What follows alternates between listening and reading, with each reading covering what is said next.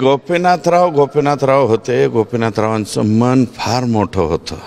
मी जवळजवळ 10 वर्ष साहेबांच्या बरोबर काम केलं, काही वर्ष विरोधात बी केलं, पण कधीही स्लिप ऑफ टंग त्यांच्या विरोधात कधी केला नाही.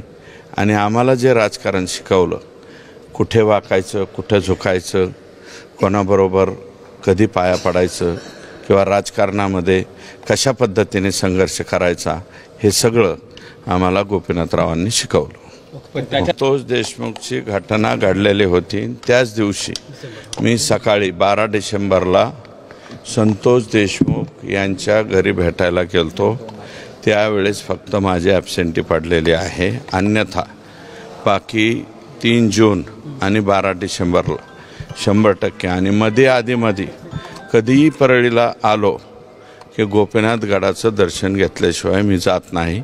आजही मी जरी काही वेगळ्या कार्यक्रमासाठी म्हणजे इथं झालेल्या अन्यायाच्या विरुद्ध लढण्यासाठी आलेलो असलो तरी अन्यायाच्या विरुद्ध आणि गोरगरिबांच्या विरुद्ध लढणारं सगळ्यात मोठं विद्यापीठ कोणतं, तर ते गोपीनाथ गड आहे.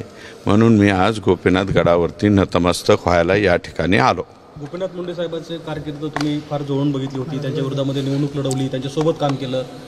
त्या काळातलं इथलं वातावरण आणि आता स्थित्यंतर होत आहेत. आता गोपीनाथराव होते. गोपीनाथरावांचं मन फार मोठं होतं. मी जवळजवळ 10 वर्ष साहेबांच्या बरोबर काम केलं, काही वर्ष विरोधात बी केलं, पण कधीही स्लिप ऑफ टंग त्यांच्या विरोधात कधी केला नाही. आणि आम्हाला जे राजकारण शिकवलं, कुठे वाकायचं, कुठे झुकायचं, कोणाबरोबर कधी पाया पडायचं किंवा राजकारणामध्ये कशा पद्धतीने संघर्ष करायचा, हे सगळं आम्हाला गोपीनाथरावांनी शिकवलं. पण त्याच्यानंतरच्या पिढीमध्ये तसं वारसा पाहायला मिळतो नाही. वारसा पाहायला मिळत नाही. वारसा पाहायला मिळत नाही.